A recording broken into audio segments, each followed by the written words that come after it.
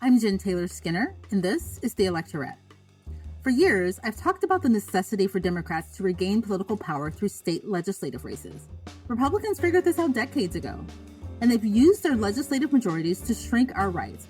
Everything from voting rights to bodily autonomy, to the assaults on the rights of the LGBTQ community, and to those draconian and racist book bans. And they restrict rights in places where they don't have representative majorities. Well, Amanda Litman, the co-founder and co-executive director of Run for Something, an organization focused on recruiting and supporting young people who run for office, joins me to discuss just that. We talk about how Democrats can catch up to Republicans and gain state-level majorities. We also discuss what's holding that effort back. The Republican destruction of rights, particularly of voting rights, is moving at a breakneck pace. And if Democrats don't expand majorities during this year's midterms, little d democracy could suffer irreparable blows. Well, Amanda Litman has been working on this for a very long time. She's an expert. So with that said, I truly hope you enjoyed this episode and the wisdom of Run for Something's Amanda Litman. Amanda Litman, welcome to the podcast. Thank you for having me. I'm so excited to talk about my favorite topic. So as we move further and further away from the 2020 election, I think it's becoming more apparent to me that the power that Democrats thought that they'd gain by winning both the White House and majorities in Congress, they were pretty limited, right? One most recent example, I think, is the defeat of the Freedom to Vote Act and the John Lewis Voting Rights Advancement Act. Those two pieces of legislation were really important, right? And they didn't pass. And, meanwhile, we've got conservatives, they're passing more voter suppression bills. I have this anxiety around the fact that I feel like we're in a race against time to increase Democratic majorities before or during the upcoming elections. And if we fail there, that democracy as we know it, it could end. Am I being hyperbolic? No, I think you're totally right. And in fact, I would broaden the scope of if we do not win power, not just in Congress, but locally in 2022, I don't know what the future of democracy looks like after 2024. This is it. Yes, every election up until now has been the most important of our election of our lifetime, and it feels crazy to keep saying that, but this is it. So buckle up, I suppose. Yeah, no, it's, we're not being hyperbolic, even though every time I tweet it, I feel like, it does feel a bit dramatic, but it's not. It's absolutely true. If you think about the things that Republicans are saying they'll do once they get back into office, we really have this one last chance, I feel. I was just reading this report that was published by the Brennan Center for Justice about the status of 2021 voter suppression efforts by Republicans. And it was something like, between January and December of last year, 19 states passed 34 laws restricting access to voting, right? And there were 440 bills with provisions that restrict voting rights in 49 states. And that was in the 2021 legislative session. So just in 1 year, that's what they've done. And I just wonder if there's something that Democrats can do to counter or slow down those efforts, without having larger majorities in Congress. Definitely. First, I think it's worth noting you're absolutely right. The Republicans are running all of this in public. None of what they're trying to do is a secret. None of what they'll eventually do in 2014 or in 2024, will be a surprise. They're telling us loudly that their plan is to make it harder for people, especially likely Democratic voters, to vote, and to elect people who undermine democracy and undermine access to the polls at every level in order to ensure that our elections are not being run fairly and that votes are not being counted accurately. The most important thing we can do, acknowledging that federal legislation is unlikely to pass, at least unless Kirsten Sinema and Joe Manchin and others change their mind about the filibuster, assuming federal legislation is not going to pass, and knowing that we very much cannot count on this Supreme Court to adjudicate fairly on voting rights legislation that's coming up before them, although we have the best lawyers in the world working on these cases. We have to ensure that where we can win and when we do have a chance to control power, we are electing people who care about democracy. So to zoom out for a second, there are more than 500,000 elected offices in the United States.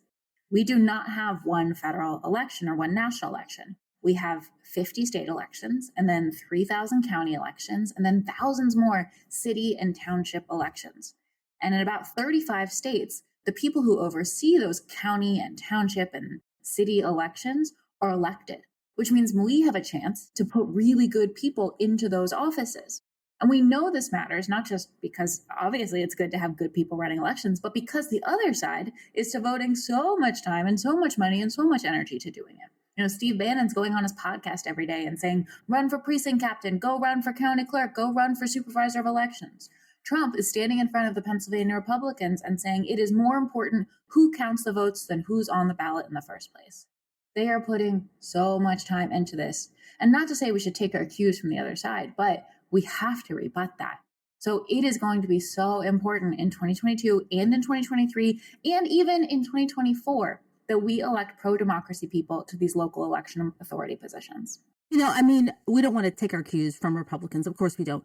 But this is not a bad cue to take, No. right? Like, I mean, they're basically just saying that if we want power, this is where the power is at the local legislative level, right? That's not a bad cue to take. Like, what you do with that power is a bad cue to take, but actually learning from their playbook is something that we should do.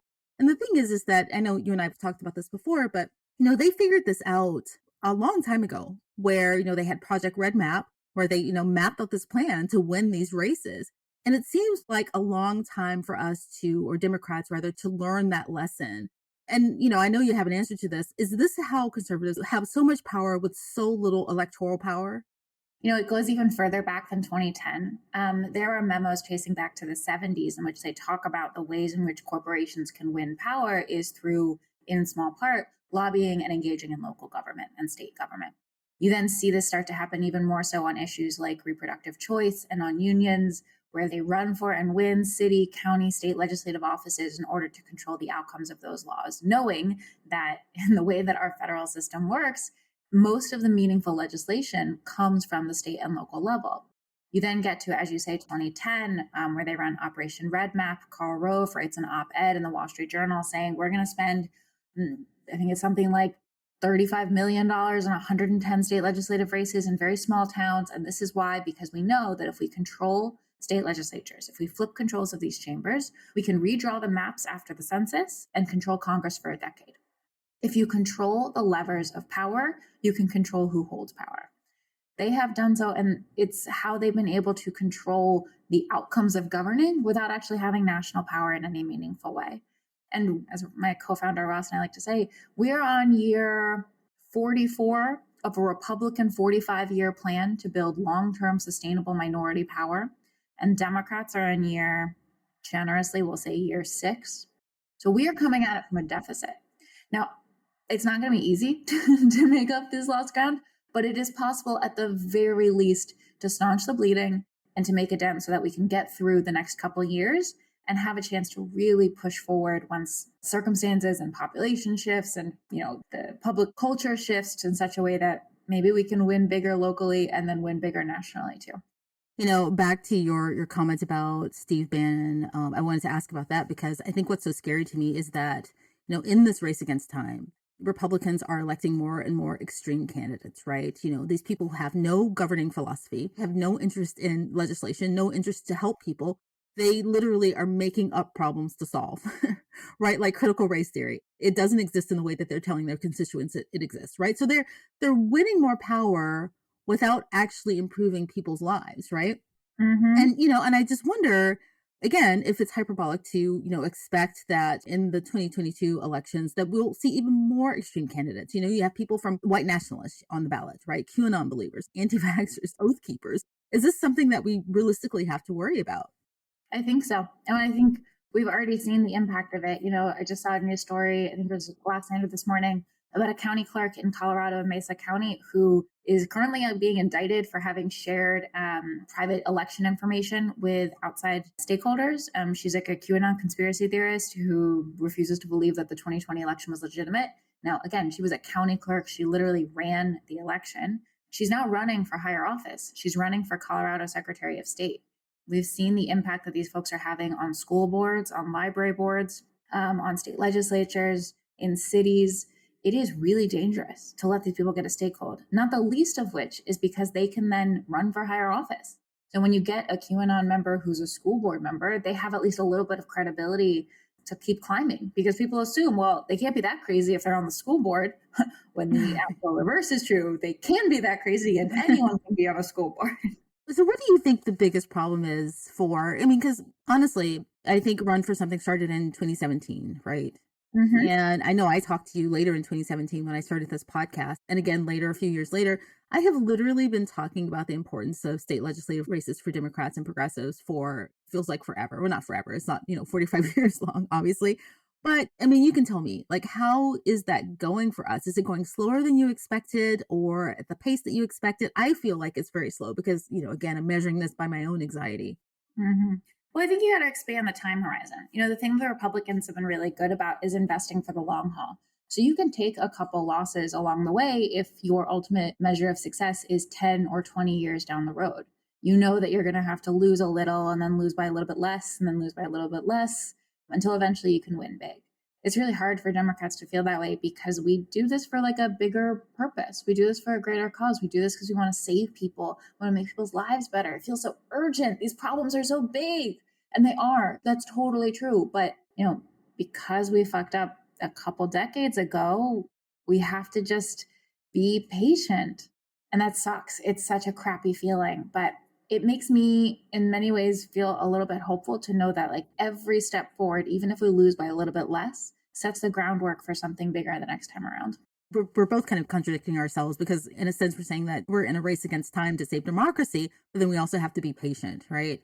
Yeah. And it's hard to hold those two messages, together. And I'm thinking about a race like Virginia, which felt, like you said, we take a few little losses, but in the end, we gain more, hopefully. But Virginia just felt so big to me because the Virginia trifecta, they made a lot of progress in Virginia. So that loss felt really big to me. No, I feel the same way. I mean, I was born and raised in Virginia. It was devastating to see us lose that governor's race. But I also think that's a testament to how much we can't let the organizing slide. I think Virginia Democrats on the state legislative level and the local level noted they felt less enthusiasm. That it took them a little longer to raise money. It took the coordinated campaign a little longer to get stand up than it should be. We have to work just as hard to hold on to our wins as we did to get them in the first place. That's the thing that makes this really difficult is you can't boom and bust it around the election cycle, and you can't boom and bust it around the presidential battlegrounds or even the congressional battlegrounds. It needs to be everywhere all the time at the same amount of urgency. We got to treat this like a marathon, and it's exhausting and it's expensive. And if we had made different choices 20 years ago, maybe this wouldn't be the case, but we are where we are. And that's what we need to do to fight back. Another thing that I worry about is messaging, right? And I think we saw this in Virginia. I feel as if Democrats are always on the defensive, right? And I believe that that is intentional on the part of conservatives. We have to defend whether critical race theory is a real thing or not. And just recently, the most absurd thing that we defended was, whether the Biden administration was giving out crack pipes, right? I mean, I just have to laugh. They just make up things. They make up, non-existent things to rile up their base. And I'm not sure that Democrats have a unified message to counter that. And I think that they, in my opinion, should be talking about things that make voters more enthusiastic, like all of the things that they have been able to pass and what they will do once they have more power. I think you're right. I think it's always worth being distinct here about who the Democrats are that are doing the talking. Are we talking about congressional Democrats? Are we talking about Joe Biden? Are we talking about the Democratic pundits who go on TV? For me, I'm always thinking about the thousands and thousands of local Democrats who are knocking doors and making calls and talking to voters about issues local to them. And I think they are able to break through in the way that some of the congressional race conversations can't. In no small part because a member of Congress, candidly right now, can't honestly have a conversation about what they've done for people. I mean, they've done a lot, but it's really hard when that doesn't feel true to folks. Whereas local leaders, especially folks who are on city councils and school boards, can really point to practical things they've done. It's one of the reasons why Run for Something's MO is to really empower these local candidates to run the best possible campaigns. Because we know they're trusted messengers who can speak authentically to their neighbors about local, specific, practical things they've done or want to do and then can point to because things happen faster. All of that brings us to a place where we have better messengers and better messages. I never operate from a place we need a single Democratic message. The party is too diverse, both like literally and also ideologically, and even we're spread out over a bunch of places. The Republicans don't have to deal with that. They can say the one crazy thing over and over again because their party is pretty limited in both the types of communities they're in and the types of people they need to reach. We have to do it all. And that means more of a bottom-up grassroots style of messaging. Have you all shifted your strategy? I know you've probably shifted your strategy between 2017 and now, but have you done something different or are you doing something different for the midterms, for the upcoming midterms? We actually haven't shifted our strategy in any meaningful way, which is something I'm really proud of. We have always stayed focused on helping young people run for local office. This year in particular, and last year too, we really sort of deepened our focus on races outside of state legislatures. We know state legislators are really important. And there's a national committee, the Democratic Legislative Campaign Committee, focused on them. There's Sister District, there's Swing Left and Flippable. There's a whole web of places that are there to support state leg races. And we are there for all the state leg candidates who come through us too. But we wanted to make sure that we were really doubling and tripling down on local elections. And this year in particular, we're really doubling, tripling, quadrupling, quintupling down on local election administrators and school board and library board races. We know that these are the positions that need the most help. We know these are the positions where young people can really run and win and lead and where their voices are needed. We know those are the positions that Republicans are focusing a ton of time on. And we know these are the positions that are really hard for most national groups to engage with. Now, there are more than 5,000 local election administrators who are elected over the course of the country, and more than 80,000 elected school board positions across the country. 20,000 of those are up this year. Some of those elections happen in November, some happen at other points throughout the year. In each of those categories, in local election admins and school boards, it's messy. A county does it differently than a city, which does it differently than the state. And in some places, think about school boards, you can have the elementary school district and the middle school district and the high school district all in the same place. All of that is to say is that we're trying to deepen our engagement, but we haven't pivoted, we haven't changed. We're just trying to do more and go bigger. Is one of the challenges here is that a lot of Democrats and progressives aren't paying attention to these races, right? So you'll have some school board race that a conservative, an extreme conservative, is running in unopposed, right? Mm-hmm. Is that part of the problem? Definitely part of it. I mean, it's hard. It's really hard. And I think this is where the Democratic Party sort of national orientation around competitive congressionals and the presidential battleground has really hurt us, because there are huge parts of the country where those maps just don't overlap. I think it's something we have to fix as a party and as an ecosystem, and it's difficult. I'll never toss that out and be like, oh, it's so easy, just focus differently. It's so hard. It's so hard. But I think it's really important to try and, take care of your home, take care of your community, build power locally, knowing that it will ladder up and help us build power nationally, that we can start small and win big. And you still have an age range, right? Like you look for candidates that are 40 and under. Is that correct? Mm-hmm. Yeah, Run for Something really does focus on young people, but I always want to be clear, it's not that other people shouldn't run too. Everybody should run for office. We just might not be the right group for you, and that's totally okay. Yeah, there are literally other, a half dozen I can think offhand that are focusing on this, and you mentioned some earlier. Do you think that gives your candidates an advantage in maybe energizing voting blocks that were possibly apathetic? The younger voters who may not be thinking about politics. Do you think that's helpful? I do. And I think part of it is because their staff are younger, their volunteers are younger, their donors are younger. It's their friends and family. So when you have a 22-year-old running for office, their first campaign volunteer is going to be their friends from school. It's going to be other 22-year-olds. So that just gives you sort of a different entry point and different perspective. There are certainly older folks, we've seen this in the United States Senate especially, who can really engage young voters, but we have found that younger candidates just come at it from a different angle. So, to the listeners here, what can they do to help you in your efforts to help Democrats generally win more state legislative races and just to help us win midterms? Oh, such a good question. First, all of your listeners should run for office. Whether or not you meet Run for Something's demographic focus, we really, really, really need more good people to run locally. So you can go to runforwhat.net. You can look up the offices available to you. Those are all up for 2022. And we are, of course, continually adding information for what we have for 2023 and beyond. You'll start getting information from Run for Something about how to set up a campaign, about how to write a plan, and if you're eligible, how to get our endorsement. In many states, it's not too late to still get on the ballot this year. That's what makes it really exciting. This is a key moment. Send that link to everyone you know. Again, it's runforwhat.net.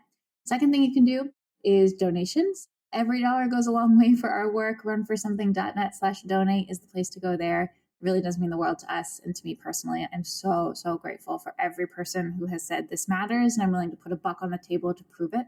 And then third, start getting engaged locally. There are elections happening basically every week, every other week from now until November. There are things happening bigger and more important than the congressional races. So start knocking doors for a city council candidate or a school board candidate, or making calls or sending postcards, or whatever your form of volunteering looks like. Start doing so on behalf of a small race. It is incredibly meaningful.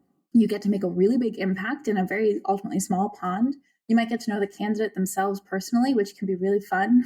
And you'll get every chance to really see how this whole machine works. The nice side benefit is that depending on where you live, your work will ladder up to the top of the ticket. And we have seen this, that competitive state legislative elections in particular help build turnout for the top of the ticket. They help build turnout for Joe Biden anywhere from 0.6 to 1.6%.